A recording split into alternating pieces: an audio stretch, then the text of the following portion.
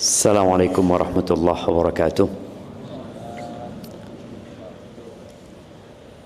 Alhamdulillah Rabbil alamin. Segala puji bagi Allah Jalla Jalaluh.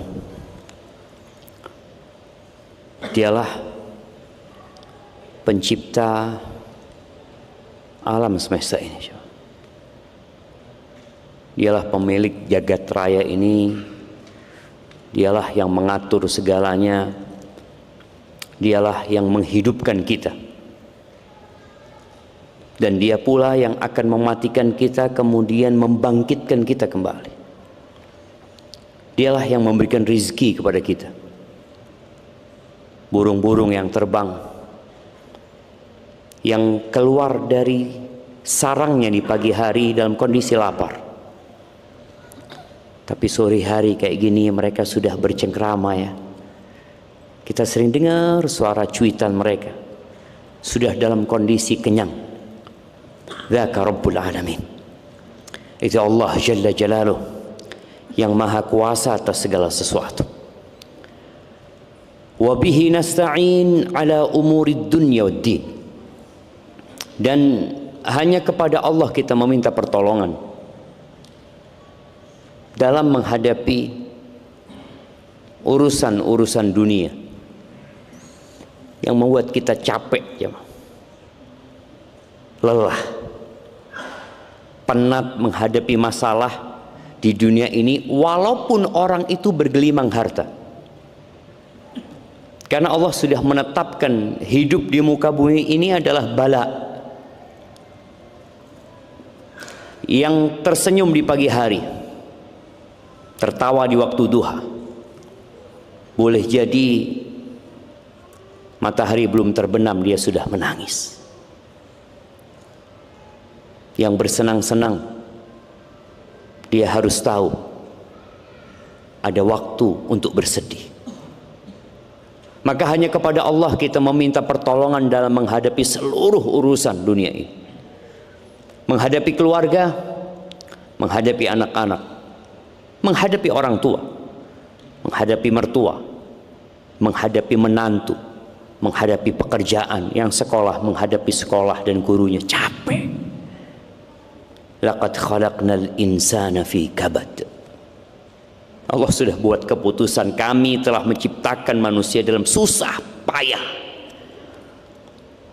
Oleh karena itu tatkala Imam Ahmad ditanya, ya Imam mata raha, Imam kapan istirahat gitu loh. Qal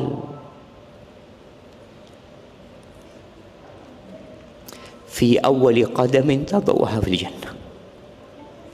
Istirahat itu ketika engkau meletakkan telapak kakimu yang pertama di surga, baru istirahat. Baru istirahat. Maka kita meminta pertolongan kepada Allah dalam urusan dunia dan urusan agama. Ya, Allah menciptakan kita untuk mengabdi kepadanya.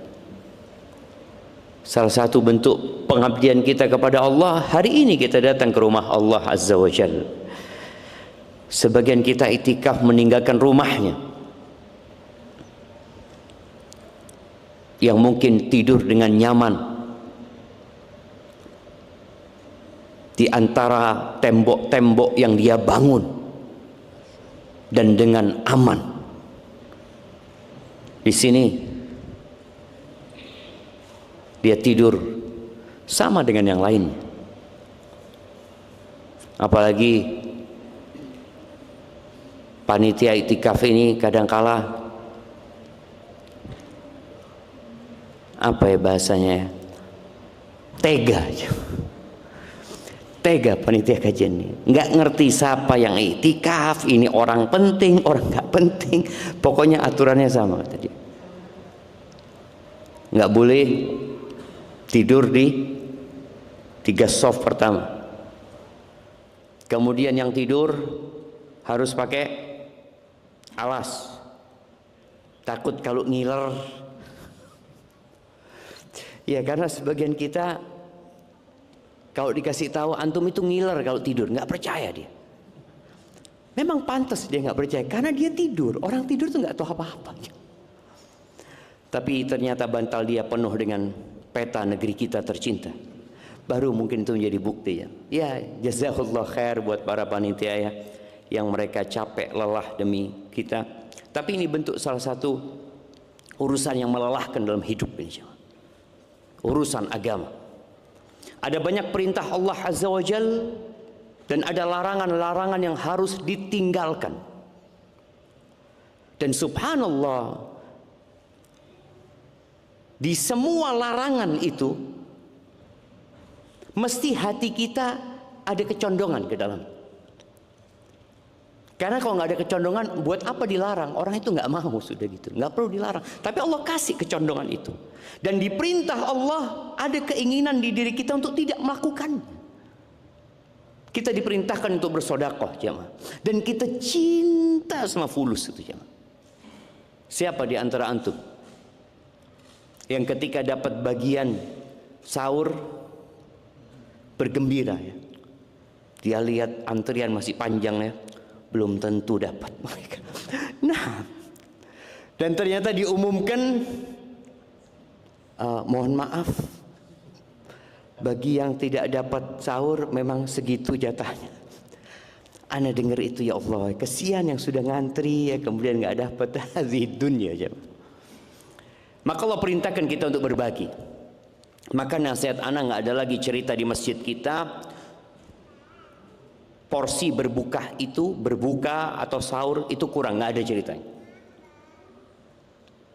Kata Nabi alaihi salatu wassalam, ta'amul wahid lisnain. Makanan satu orang itu cukup buat dua.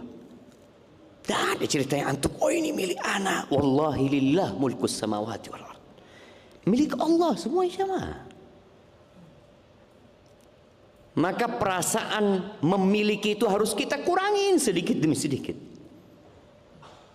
Maka Allah ingatkan ya, wa fi amwalihim haqqum ma'lum, dan di harta mereka ada hak orang lain.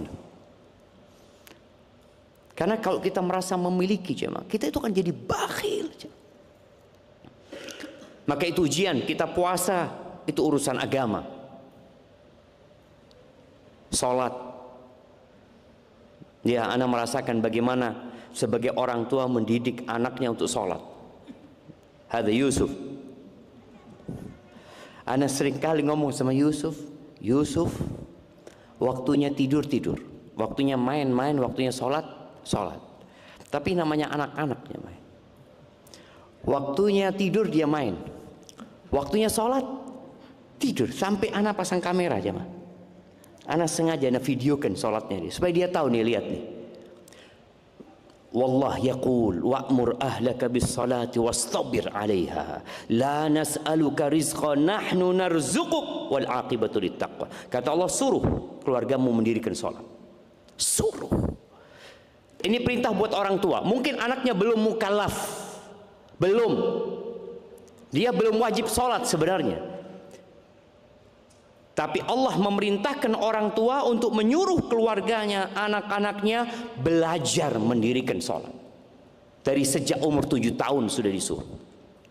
Apalagi kalau sudah balik, lebih wajib lagi orang tua memerintahkannya. Wastabir 'alaiha. Allah katakan sabar ekstra, menyuruh mereka. Wastabir, bukan wasbir. Itu sabar yang plus. Capek jemaah. Yang belum punya anak semoga segera dikasih anak. Sebagian orang yang belum punya anak kepingin punya anak ya. Allah, belum punya anak.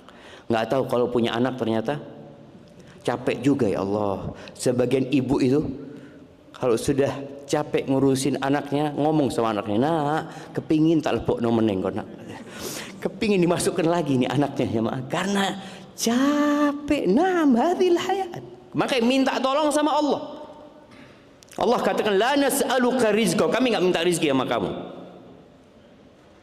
Orang itu kerja bukan untuk ngasih sama Allah, nggak ada setoran sama Allah, nggak ada. Loh, kita suruh zakat, kita suruh berbagi, itu buat engkau sendiri, buat Allah nggak ada sama sekali jemaah. Allah Azza wa Jalla dalam hadis qudsi mengatakan, ya ibadi, Innakum lan tablughu naf'i fatanfa'uni wa lan tablughu durri fatadurruni. Wahai hamba-hambaku, kalian tidak akan pernah bisa memberikan manfaat kepada aku. Nggak akan pernah. La dengan sholat kita, la dengan sedekah kita, la dengan haji kita. Tidak pula dengan jihad kita yang nggak bakalan kita ngasih manfaat Allah. Dan kalian juga tidak akan pernah dapat memberikan bahaya kepada aku. Tidak dengan kesyirikan, tidak dengan kekufuran. Lah, Allah nggak butuh dengan ibadah kita. Makanya Allah katakan, faman syaa falyu'min wa man syaa falyakfur. Yang mau beriman monggo, yang mau kafir silahkan, yang mau sholat silahkan, yang mau puasa silahkan. Nggak puasa nggak akan membahayakan Allah sama sekali. Maka kepada Allah kita meminta pertolongan dalam menghadapi urusan dunia dan urusan agama kita. Minta tolong jemaah. Kalau antum sedang berat ya untuk sholat malam, berat untuk puasa, minta tolong sama Allah. Katakan, Allahumma a'inni ala dzikrika wa syukrika wa husni ibadatik. Ya Allah, tolongin aku ya Allah. Bantulah aku ya Allah, agar aku bisa mengingatmu ya Allah.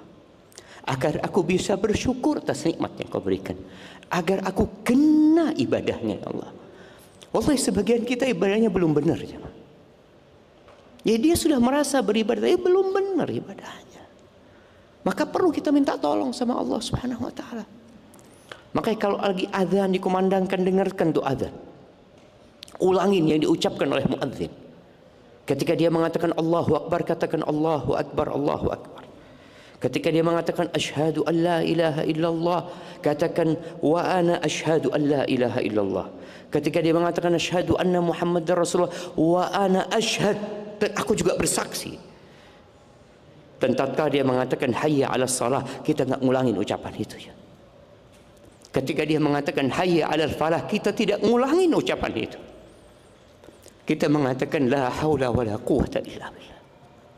Karena tanpa bantuan Allah tidak bisa jemaah. Antum nggak akan bisa iktikaf. Antum nggak akan bisa datang ke masjid sekarang ini. Nggak bakal antum bisa datang. Antum nggak akan bisa duduk menyimak tanpa bantuan Allah Azza wa Jalla. Allahumma salli wa sallim ala abdika wa rasulika Sayyidina wa maulana Muhammadin wa ala alihi wa ashabihi ajma'in. Ya Allah, semoga salawat dan salam, berkah dan nikmat senantiasa Engkau curahkan untuk hamba kekasih-Mu, untuk baginda Nabi kita Muhammad alaihi salatu wassalam, untuk keluarga beliau, untuk istri-istri beliau, untuk putra-putri beliau, dan untuk seluruh sahabat Nabi. Semoga Allah meridhai kita bersama mereka. Amma ba'd, hari ini tanggal 25 Ramadan, malam 26, pertanda kita sudah puasa hampir 25 hari. Semoga Allah menyempurnakan nikmatnya buat kita agar kita bisa menyempurnakan ibadah puasa ini. Berapa banyak sujud kita di bulan Ramadan ini? Berapa banyak langkah kita ke rumah Allah di bulan Ramadan ini yang nggak pernah kita lakukan di luar Ramadan?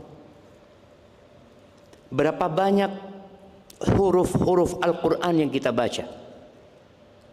Yang kata Nabi alaihi salatu wassalam, man qara'a harfan min kitabillah, barang siapa yang membaca satu huruf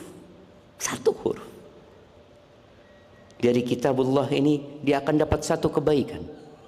Wal hasanatu bi asyri amsalha, dan Allah lipat gandakan jadi 10 kali lipat. Sebagian kita mungkin sudah hatam 1 kali.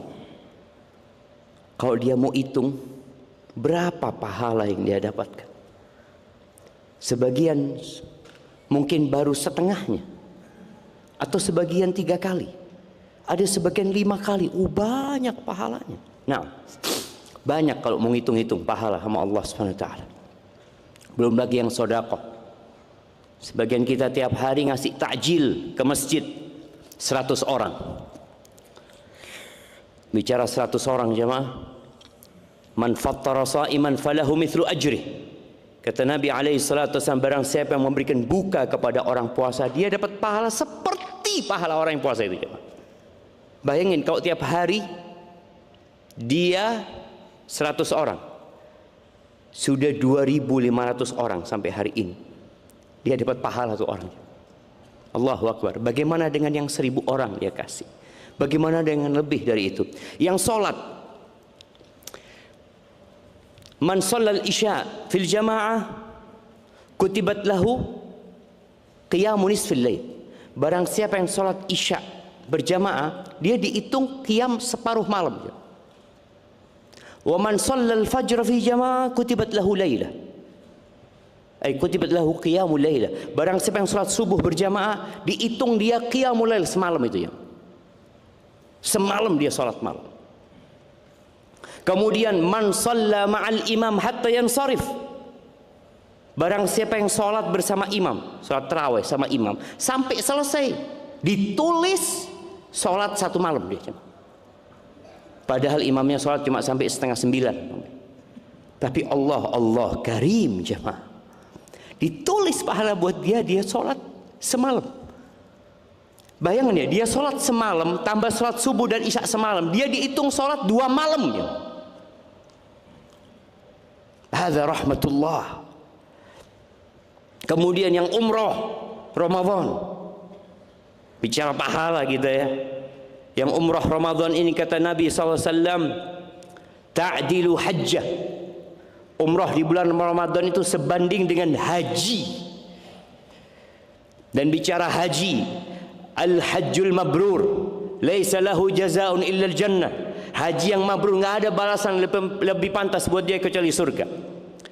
Dan Nabi juga menyatakan alaihi salatu wassalam, man hajja falam yarfuth walam yafsuq raja' ka yaum waladathu ummuh. Barang siapa yang berangkat haji, kemudian dia tidak mengucapkan ucapan yang kotor, dia juga tidak berbuat dosa, berbuat maksiat, maka dia pulang seperti bayi yang baru lahir. Gimana kalau umroh Ramadan itu seperti haji bersama Rasul sallallahu alaihi wasallam? Allahu akbar jemaah. Banyak sekali pahalanya. Tapi yang jadi pertanyaan, apakah ibadah kita diterima?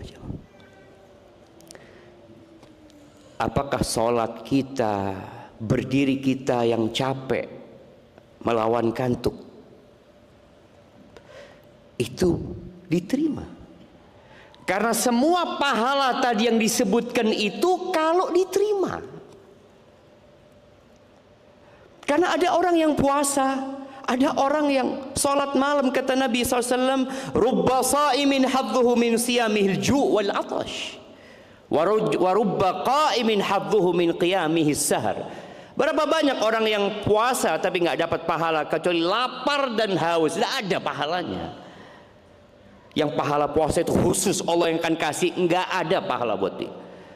Bahkan dia hanya mendapatkan lapar dan haus. Berapa banyak orang yang sholat malam, dia hanya mendapatkan capek begadang. Bas, pulang taraweh, pulang sholat malam, nggak dapat pahala. Maka kita perlu di akhir Ramadan ini untuk bermuhasabah. Jangan-jangan tidak diterima lagi saja. Ahibati fillah, di surat Al-Mu'minun, surat Al-Mu'minun ini dimulai dengan qad aflahal mu'minun, suratnya orang-orang yang beriman. Allah menyebutkan telah beruntung orang-orang yang beriman. Allah sebutkan sifat-sifat mereka jamaah, panjang sekali jamaah. Di ayat 57 sampai 60 Allah Azza wa Jalla menyebutkan di antara kriteria mereka, kriteria tambahan ini jemaah. Innalladzina hum min khasyati rabbihim musyfiqun. Mereka adalah orang-orang yang sangat takut sama Allah jemaah. Dia tahu dengan kebesaran Allah. Dia tahu, Allah tahu ketika dia berbuat dosa. Allah ngelihat dosa dia satu persatu. Dia tahu bahwa dia berbuat dosa dengan nikmat yang Allah berikan. Iya, dia nggak akan bisa berbuat dosa kecuali dengan nikmat yang Allah berikan. Itu nikmat Allah turun, dosa kita diangkat. Jadi orang beriman itu takut sama Allah. Dia sangat cemas ya. Walladzina hum biayati rabbihim yu'minun. Dia beriman dengan ayat-ayat Allah, dengan tanda-tanda kebesaran Allah, beriman dengan tanda-tanda yang diciptakan Allah, dengan tanda-tanda yang Allah turunkan, firman-Nya Al-Qur'anul Azim. Dia percaya. Maka kita ini ketika bulan Ramadan, kalau kita baca Quran sama artinya, kita akan lewat tuh ayat-ayat yang membuat kita takut.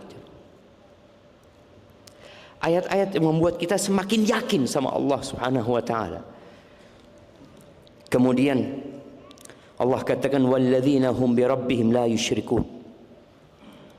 Mereka tidak menyekutukan Allah dengan sesuatu apapun. Benar-benar hatinya bergantung sama Allah, bersandar sama Allah.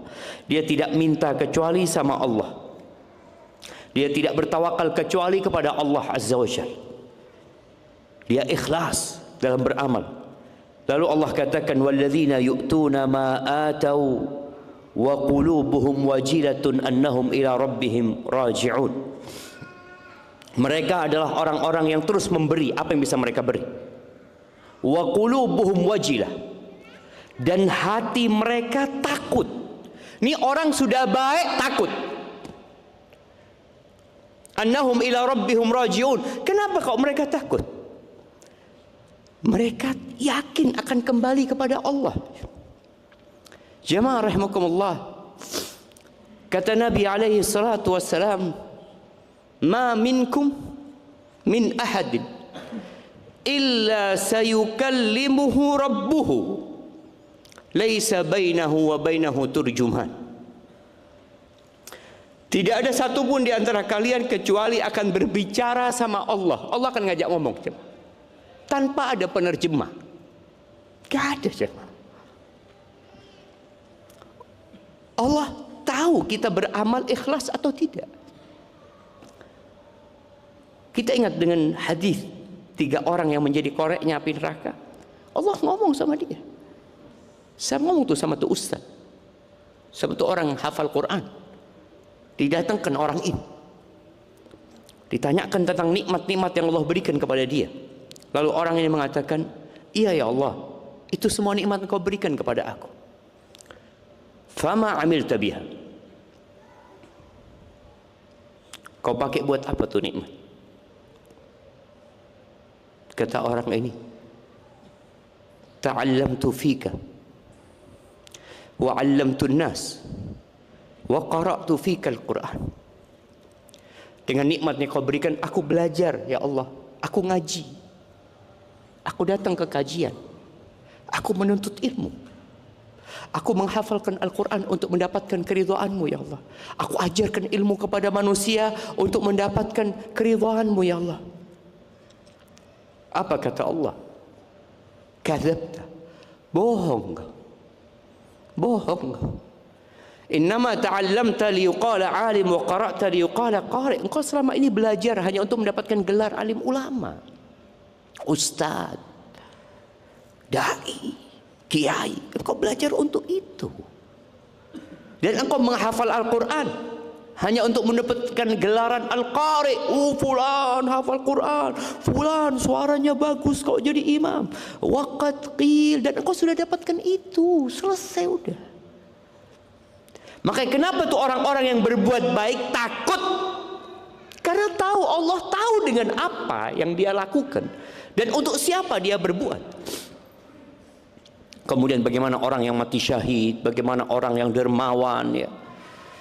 Ternyata semuanya bukan karena Allah Subhanahu wa taala. Jamaah rahimakumullah.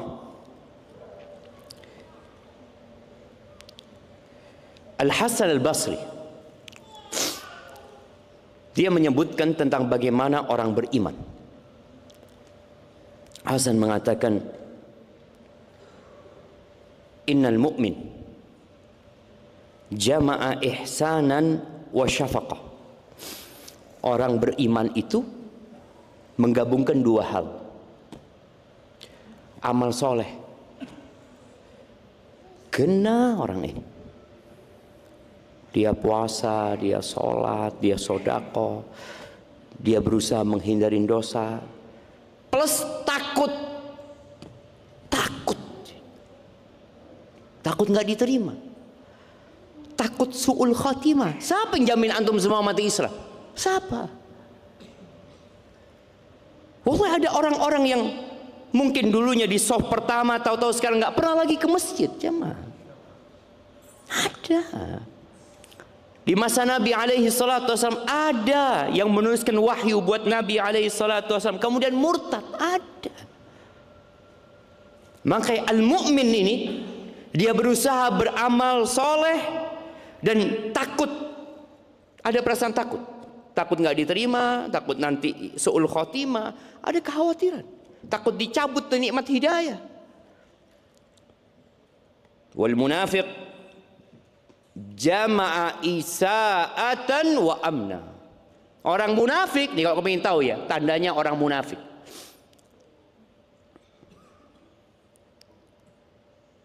Kira-kira ada nggak munafik di masjid kita ini? Jamaah, coba antum toleh kanan kiri. Coba lihat, apa ini fulan munafik ya? Nggak tahu gitu. Tapi di masa Nabi SAW ada. Ketika Nabi SAW membacakan ayat-ayat itu, mereka dengar, mereka ada. Orang munafik itu jamaah isa'atan wa amna. Wis amali ndak kena, merasa aman. Nggak ada perasaan takut, nggak ada tangisan dia menyesali dosanya, nggak ada. Jadi orang munafik ini tandanya dia itu sholatnya kurang, puasanya kurang, ngajinya kurang, tapi merasa wis kena, merasa kayak orang paling apik. Itu orang munafik. Sedangkan mukmin terus takut.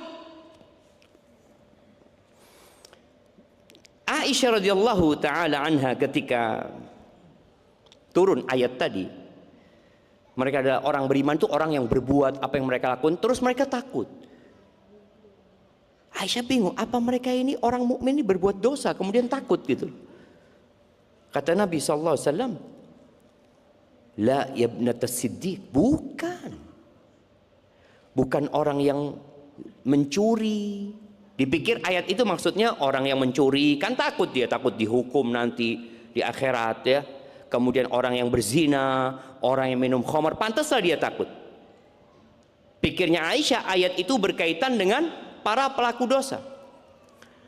Kata Nabi SAW, la yabnata siddiq walakin, enggak, bukan itu maksudnya. Huwallazi yusalli wa yasumu wa yatasaddaq.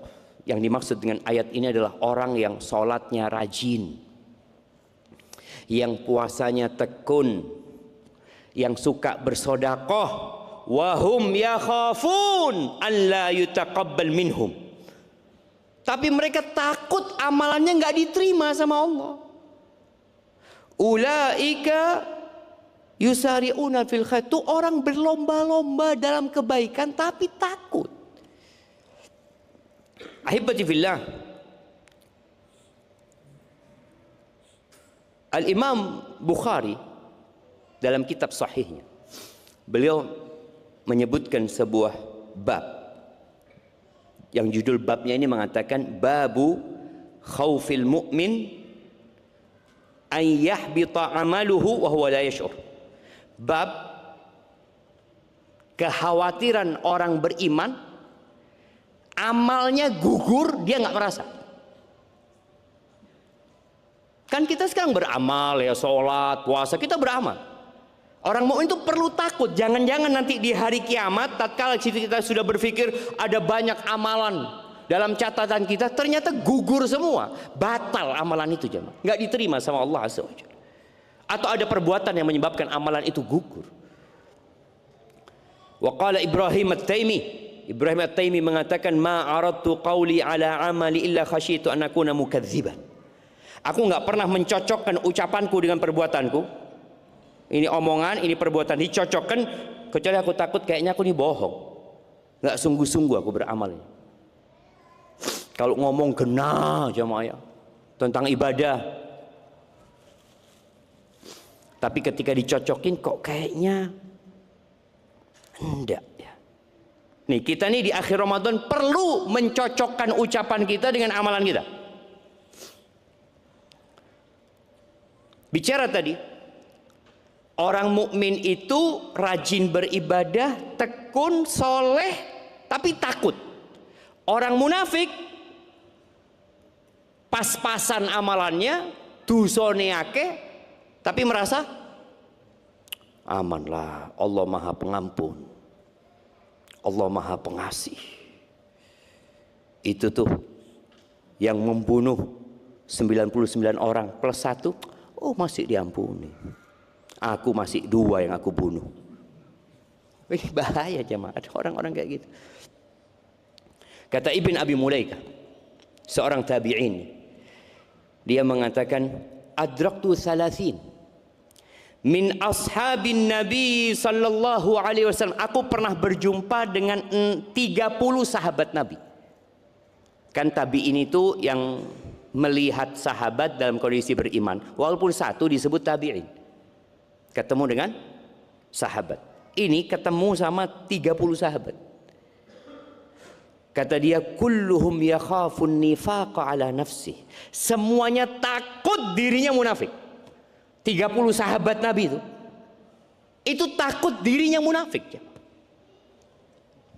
Ma minhum ahadun yaqul, enggak ada satupun di antara mereka yang mengatakan imanku seperti imannya Jibril, seperti imannya munafik.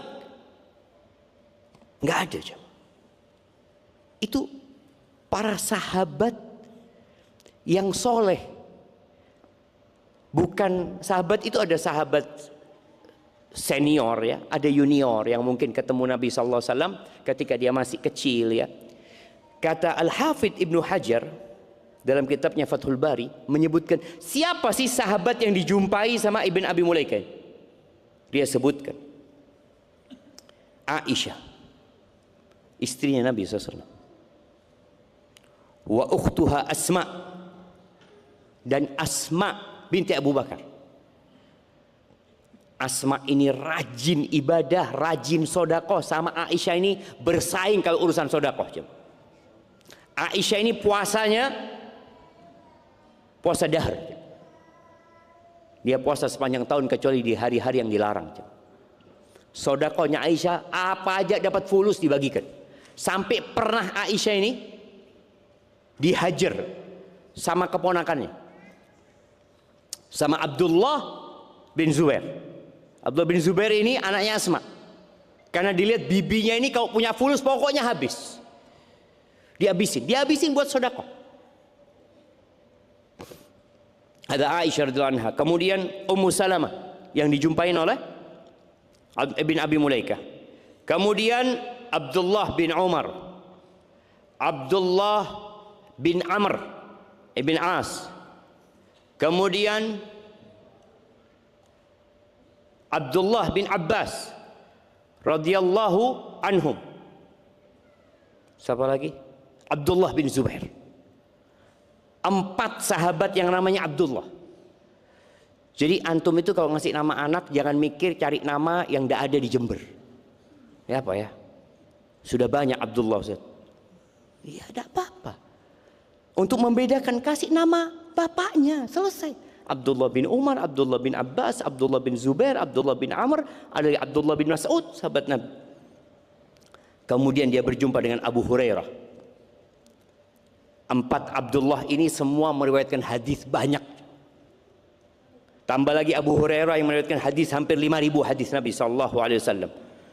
Kemudian Uqbah bin Harith, Miswar bin Makhrama, Ali bin Abi Talib, ketemu sama Ali bin Abi Talib, Ibn Abi Mulaikah. Berjumpa dengan Sa'ad bin Abi Waqqas. Itu orang-orang dijamin masuk surga. Ali bin Abi Talib, Sa'ad bin Abi Waqqas, istri-istri Nabi tadi akan jadi istri Nabi kelak di surga. Ternyata semuanya takut tertimpa kemunafikan. Bukan mereka terjebak dalam kemunafikan, enggak. Tapi mereka takut dan khawatir, jemaah. Rasa takut ini penting untuk mengantarkan kita kepada istighfar nanti. Ahibati billah. Kalau kita lihat Abu Bakar. Abu Bakar ini jamin masuk surga. Bahkan Nabi SAW mengatakan, anta atiqullah fil ard. Engkau yang dibebaskan sama Allah dari api neraka. Abu Bakar. Tapi ketika dia mau mati, atau ketika dia sedang sendiri, Abu Bakar itu kadang-kala pegang lidahnya.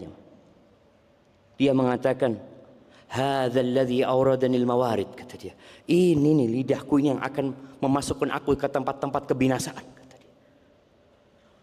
Bahkan ketika dia mau meninggal dunia mengatakan, ya laitani uqdim ala rabbi kifafan lali wala alayya. Aku berharap kalau aku ketemu sama Allah itu impas, kata dia. Tidak dosa dan tidak pahala, nggak apa-apa sudah. Bayangkan orang kayak Abu Bakar takut ya. Sebagian kita kadang-kala kalau duduk itu mulai mengingat kebaikan-kebaikan dia. Oh, saya sudah umroh, saya sudah haji, saya sudah sedekah, saya sudah bangun masjid, saya sudah bangunkan rumah buat janda, saya memberikan santunan. Subhanallah, ini Abu Bakar dia berpikir kalau impas aku sudah cukup, kata dia. Itu karena takutnya dia kepada Allah Azza wa Jalla. Umar bin Khattab radhiyallahu taala anhu, yang kalau setan lewat itu bukan setan lewat, kalau Umar lewat, setan itu cari jalan lain yang dia dijamin masuk surga. Plus sudah ada istananya di surga, punya Umar bin Khattab. Nabi SAW bermimpi, beliau mengatakan, aku bermimpi masuk surga, aku melihat istana yang warnanya putih gitu. Ada perempuan di sana atau ada orang di sana. Nabi tanya SAW, liman hadzal qasr, katanya. Punya siapa istana ini? Kata punyanya Umar, kata dia. Itu Nabi SAW langsung pergi karena tahu Umar ini pencemburu. Ketika Rasulullah SAW cerita kepada Umar bin Khattab, Umar berkata, ya Rasulullah, masa aku akan cemburu kepadamu ya Rasulullah? Itu Umar ketika Nabi SAW meninggal dunia, dia datang ke Hudzaifah ibnul Yaman. Hudzaifah ibnul Yaman ini satu-satunya sahabat yang dikasih list namanya orang-orang munafik. Dia pegang tuh list, fulan, fulan, fulan, fulan, fulan, fulan. Abu Bakar nggak tahu, Ali nggak tahu, Utsman nggak tahu, Umar nggak tahu. Hanya Hudzaifah bin Yaman. Ketika Nabi SAW meninggal dunia, dia datang kepada Hudzaifah. Ya Hudzaifah, anshuduka billah. Hudzaifah, aku minta dengan nama Allah. Asammani minhum. Apakah Nabi SAW menyebutkan namaku termasuk munafik? Umar takut. Radhiyallahu ta'ala anhu. Kalau Umar takut, gimana dengan kita jemaah? Gimana dengan kita? Ahibati fillah. Kalau bicara syarat diterimanya amalan, insyaallah sudah maklum. Dua syarat. Yang pertama, ikhlas dan sesuai dengan tuntunan Rasulullah SAW, al-mutabah. Semoga ibadah yang kita lakukan sudah sesuai dengan tuntunan Rasulullah SAW. Puasa kita, salat kita, sedekah kita. Adapun berkaitan dengan ikhlas, maka nggak bisa antum datang ke ustadz menanyakan. Kalau sesuai dengan sunnah, antum bisa tanya, Ustadz, ana sholat kayak gini, bener nggak Ustadz? Oh nggak, salah. Contohnya, nih orang sholat witir 2 kali. Sholat witir terawih, sholat malamnya witir lagi. Nggak boleh, nggak ada witir 2 kali. Seharusnya witirnya sekali. Bisa ditanyakan kepada Ustadz. Zakat fitrah, umpamanya. Kemarin Ustaz Yasir sudah menjelaskan. Zakat fitrah itu 1 sok. Berapa liter? 3,3 liter kira-kira. Kalau beras mungkin. Tahu antum mengeluarkan cuma 2 liter. Oh, tahu kita. Oh enggak bisa. Enggak benar nih. Bisa ditanyakan ke Ustaz. Atau orang tanya sama Ustaz, anak itu telat bangunnya Ustaz, tidak sahur. Ana lihat sudah jam 6. Ya, terpaksa ana minum Ustaz. Takut tidak kuat Ustaz, kata dia. Iya. Tidak puasa berarti antum. Harus ganti. Itu bisa ditanyakan ke Ustaz. Tapi kalau ikhlas antara antum sama Allah SWT, apa sih yang antum harapkan dari amalan itu? Ahibati fillah, berkaitan dengan diterimanya amalan ini, Syekhul Islam rahimahullahu ta'ala mengatakan, wa inda ahli sunnati wal jamaah, dan menurut ahli sunnah wal jamaah, yutaqabbalul amalu mimman ittaqallah fihi, amalan itu akan diterima ketika orang ini bertakwa kepada Allah di amalan itu. Salat, di salatnya dia bertakwa kepada Allah. Allah kan mengatakan jalla jalalu, innama yataqabbalullah minal muttaqin, Allah hanya menerima dari orang-orang yang bertakwa. Ketika orang ini bertakwa kepada Allah di sholatnya, maka sholatnya akan diterima insyaAllah. Fa'amilahu khalisan lillah muwafiqan li amrillah. Itu amalan itu dia kerjakan ikhlas dan sesuai dengan tuntunan. Famanittaqahu fi amalin taqabbalahu minhu. Barang siapa yang bertakwa kepada Allah di amalan tersebut, insyaallah Allah terima amalannya. Wa in kana 'asiyan fi ghairihi, walaupun dia punya dosa di tempat lain.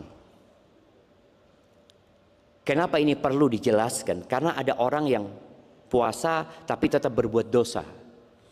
Ada orang sholat tetap berbuat dosa. Lalu kata orang, wis tidak usah sembahyang, wis dia pancet dosa kok ngono. Disuruh berhenti dia berbuat ibadah, enggak boleh. Kalau dia bertakwa kepada Allah di amalan itu diterima insya Allah. Walaupun di bab lain dia mungkin berbuat dosa, punya dosa. Siapa yang enggak berbuat dosa, jamaah? Wa man lam yattaqi fihi lam yutaqabbal minhu. Dan barang siapa yang tidak bertakwa kepada Allah di amalan itu, maka enggak akan diterima. Walaupun dia di amalan lain dia taat. Orang ini haji loh, belum tentu puasanya orang haji diterima. Belum tentu puasanya orang yang sholat diterima, belum tentu. Karena semua amalan itu sendiri-sendiri, jamaah. Walaupun nanti akan ada yang namanya penggugur amalan nanti. Ketika orang melakukan kesyirikan, semua amalannya bakal gugur. Tapi ada yang peramalan. Ketika dia riak di sholatnya, tapi nggak riak di puasanya, ya puasanya diterima, sholatnya nggak diterima. Sodakoh gitu. Dia umpamanya sodakoh 100 juta riak, sodakoh 2000 ikhlas. Yang 2000 tetap diterima.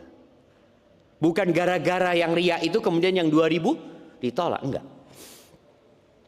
Ahibati fillah, maka jangan pernah meremehkan amalan sekecil apapun. Di bulan Ramadan ini tidak semuanya punya harta buat berbagi. Waktu Ustadz Sabil kajian menjelaskan bahwasanya sedekah itu ada 3 macam. Ya, ini pertanyaan pertama. Sedekah itu ada 3 macam. Ada kuis buat yang umum. Sedekah itu ada 3 macam. Nah, siap, fadhal. Sedekah dengan harta, dengan manfaat, sedekah dengan manfaat,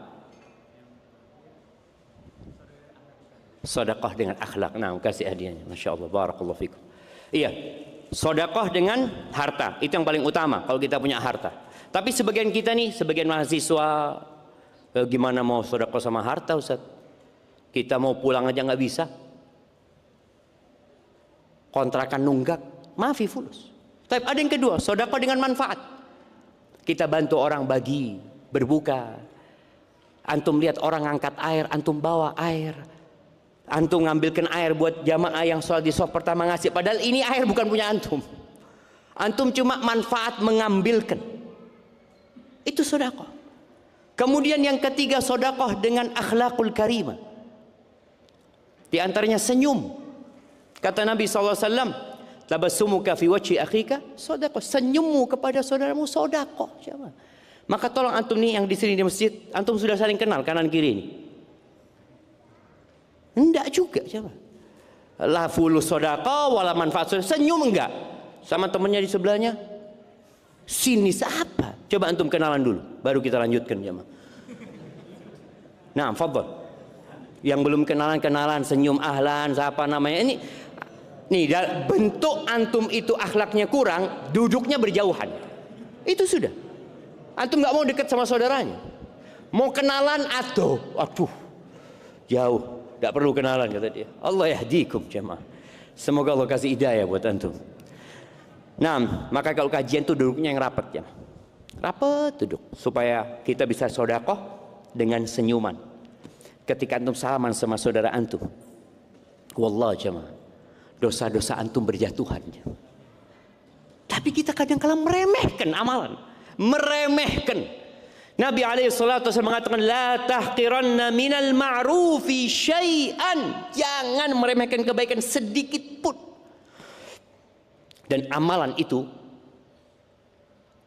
walaupun sedikit, tapi kalau diterima sama Allah, maka jangan ditanya balasan.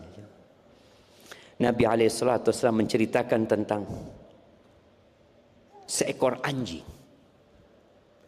Bainama kalbun yutifu birakiyatin kada yaqtuluhul atash. Suatu hari ada seekor anjing yang sedang muter-muter di sumur, kehausan. Dia menjulurkan lidahnya sampai pasir itu, dia jilatin kehausan dia. Idra'athu baghiyun min baghaya bani Israel fanaza'at muqaha fasaqathu faghufira laha bihi. Pelacur jemaah. Ngelihat tuh anjing kehausan. Pelacur. Bukan imam salat, bukan ustaz, bukan orang yang rajin ibadah, pelacur. Dari pelacur Bani Israel. Kesian dia sama tuh anjing. Dia masuk ke sumur, dia lepas itu khufnya atau sepatunya. Dia bawa tuh air jemaah. Dia gigit. Kemudian dia naik ke atas, dia berikan kepada itu anjing, dia ampuni dosanya. Pelacur masuk surga aja. Amalan itu kalau diterima jangan ditanya. Allah itu syakur. Allah itu membalas dengan perbuatan kecil dengan balasan yang banyak sekali. Kemudian di hadis riwayat Muslim, cerita seorang laki-laki. Kata Nabi sallallahu alaihi wasallam, "Ra'aitu rajulan yataqallabu fil jannah." Aku melihat seorang laki-laki, dia bergelimangan atau muter-muter di surga Allah Subhanahu wa taala, fi syajaratin qata'aha min dhahri thariq. Gara-gara dia motong pohon di jalan. Kadang-kala ada pohon yang ganggu di jalan ya. Orang ketika lewat mobilnya kena atau ganggu di jalan. Dia potong tuh pohon, masuk surga jemaah. Tuh, jangan pernah meremehkan perbuatan. Mungkin sebagian antum nggak punya fulus untuk sedekah, antum lihat tuh sandal yang berantakan, antum rapikan. Orang itu keluar langsung pakai sandal. Ini mungkin remeh, tapi kalau diterima sama Allah, surga nunggu. Ahibati fillah, ya, di antara yang menyebabkan amalan itu tidak diterima tentunya syirik ya, yang menggugurkan semua amalan. Kemudian dia beribadah tidak sesuai dengan syariat Allah Subhanahu wa taala.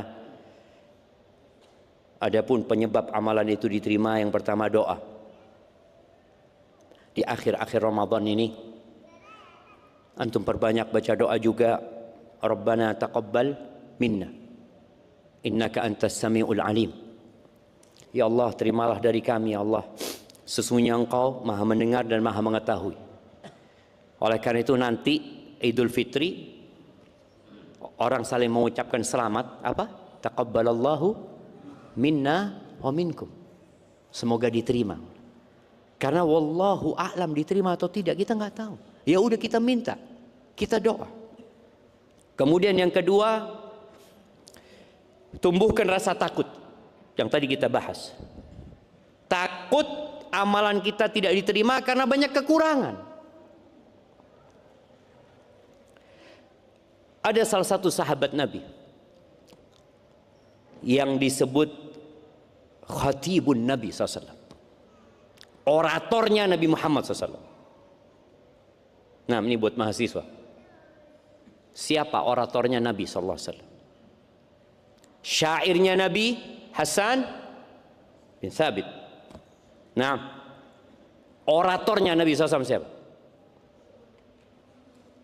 Jadi kadangkala jamaah, delegasi-delegasi bangsa Arab itu datang ke Madinah ya. Mereka itu nantang, bawa orator, bawa penyair. Nanti penyair mereka mengucapkan syair, lalu oratornya ceramah ya. Lalu Nabi SAW panggil oratornya Nabi SAW. Dipanggil penyairnya Nabi SAW. Kata mereka, nggak ada apa-apa orator kita sama penyair kita dengan mereka semuanya. Nah, siapa oratornya Nabi SAW? Nah, Thabit ibn Qais ibn Syammas. Nah, kasih hadiahnya. Masya Allah. Nah, kasih Nasir. Thabit ibn Qais bin Syammas ini nggak ke masjid, nggak kelihatan sama Nabi SAW. Di mana Thabit ini? Akhirnya Nabi SAW kirim orang, coba cari tahu ya. Cari tahu Thabit ini di mana kok nggak ada. Lalu sahabat mengatakan, ana a'lamu laka ilmahu ya Rasulullah. Aku akan cari berita tentang dia. Keluar dari masjid dicari tahu, ternyata ada di rumahnya. Nangis Thabit ini. Nangis dia. Faqala ma bika ya Thabit. Ada apa sama engkau ya Thabit? Kata Thabit, syar. Ada kejahatan sama aku, kata dia.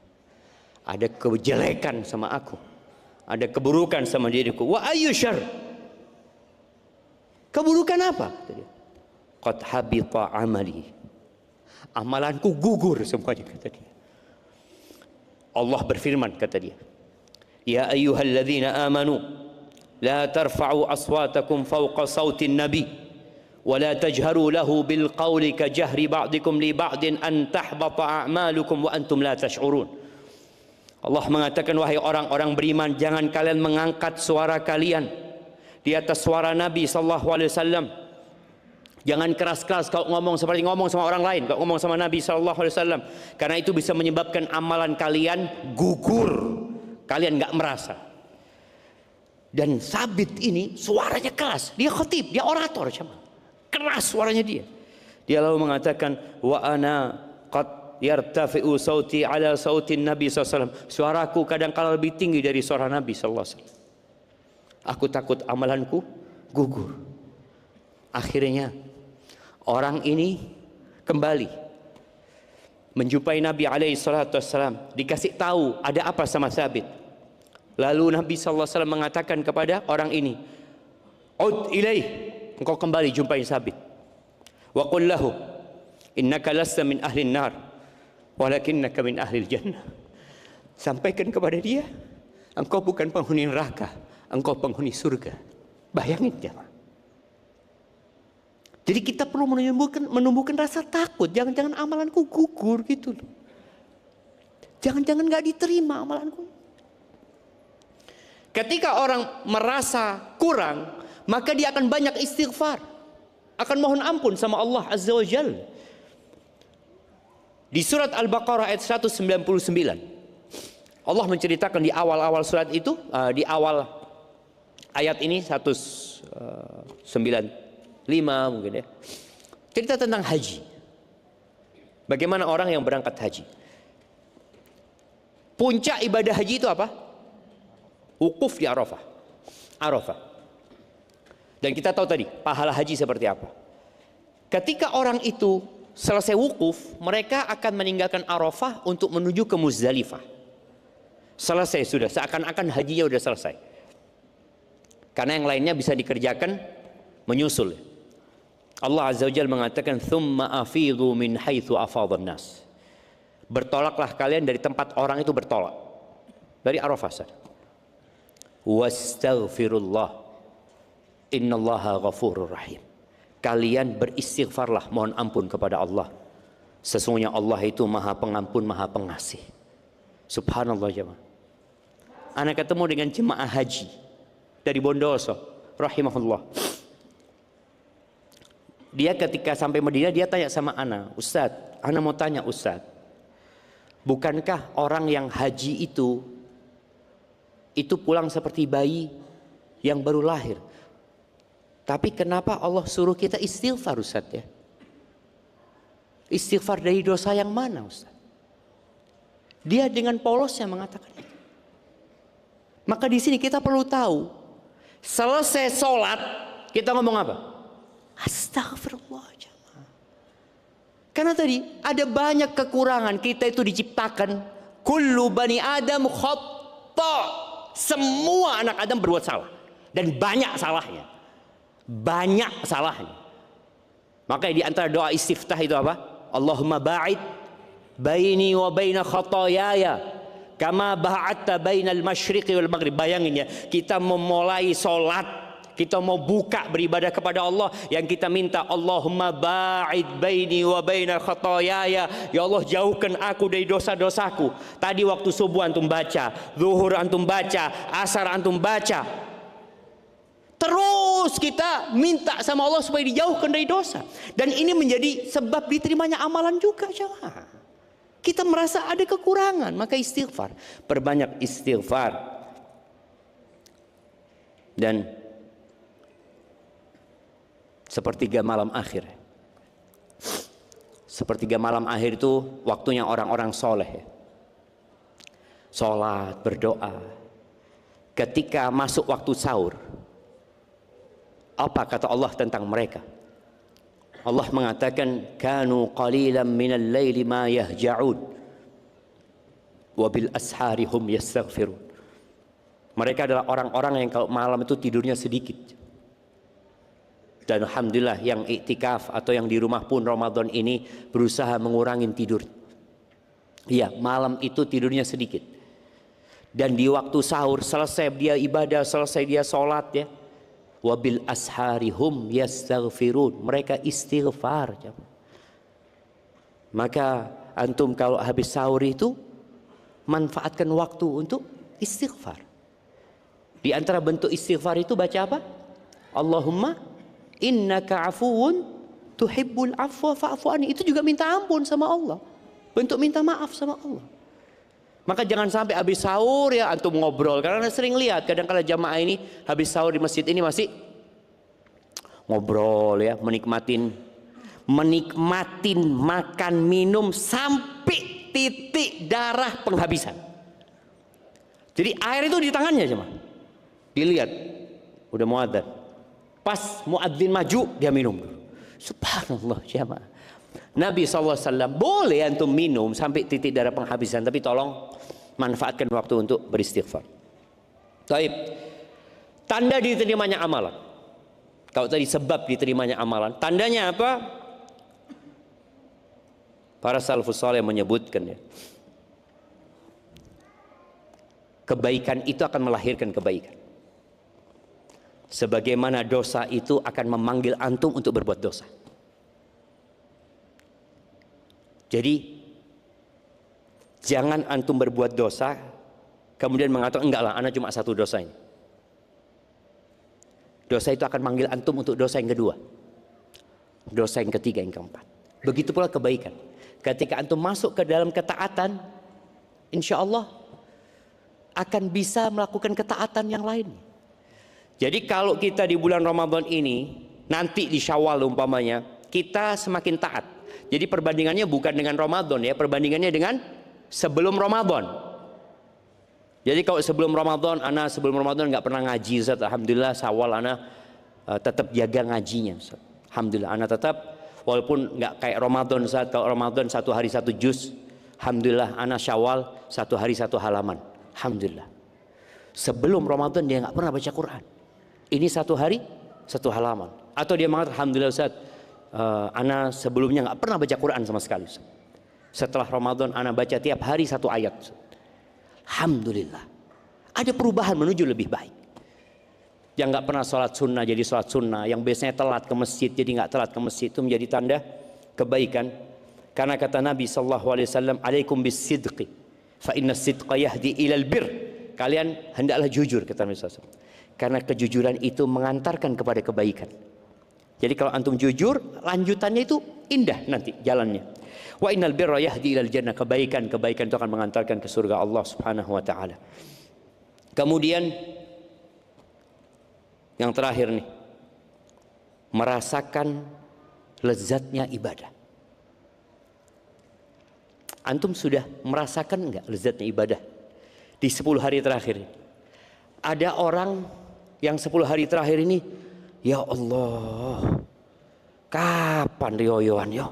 Suwi. Ada yang kalau bahasa Maduranya itu asrawan jemaah. Kuki abid dia, ya Allah. Berseru ya, berseru dia. Hati-hati jemaah. Karena tanda diterimanya amalan itu dia merasakan nikmat. Nabi SAW mengatakan kepada Bilal, "Qum ya Bilal fa'arihna bis shalah." Bilal, bangun Bilal, bikin kita istirahat dengan salat ini.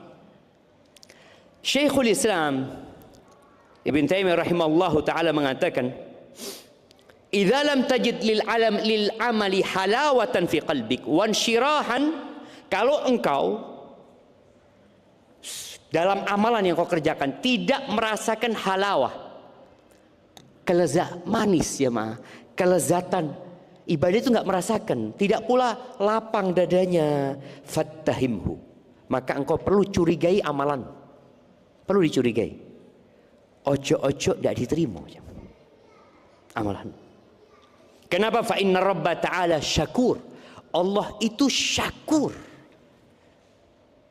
Allah itu maha berterima kasih. Tadi syakur itu membalas amalan yang sedikit dengan balasan yang besar sekali. Itu pelacur cuma ngasih minum jamaah, ngasih minum anjing, diampuni dosanya, dikasih hidayah, petunjuk, masuk surga Allah Azza wa Jalla. Tuh orang cuma motong dahan pohon di jalan, cuma itu yang dia kerjakan. Allah itu syakur. Maka tadi kalau antum beramal kemudian tidak merasakan kelezatan dalam amalan itu, maka perlu kita curigai. Jangan-jangan ya tidak diterima amalannya. Coba antum mulai bermuhasabah ya. Orang itu dikasih pahala kok nggak mau. Lailatul Qadar itu lebih baik dari 1000 bulan.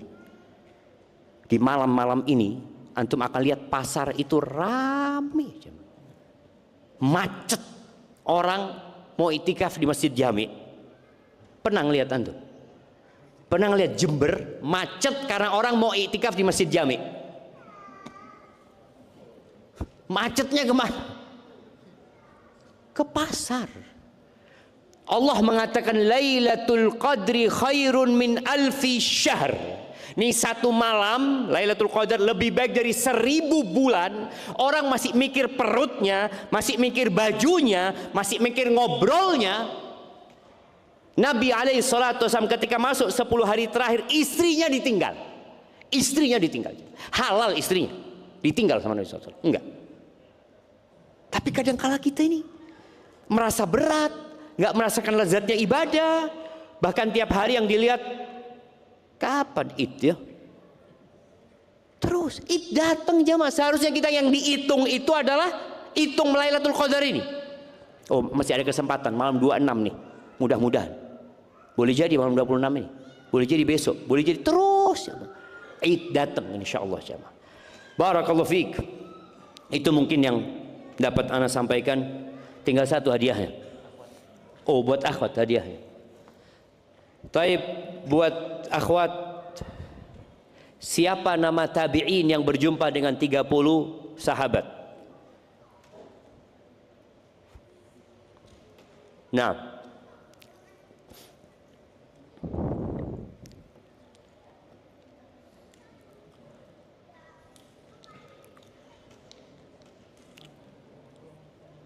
iya, ada yang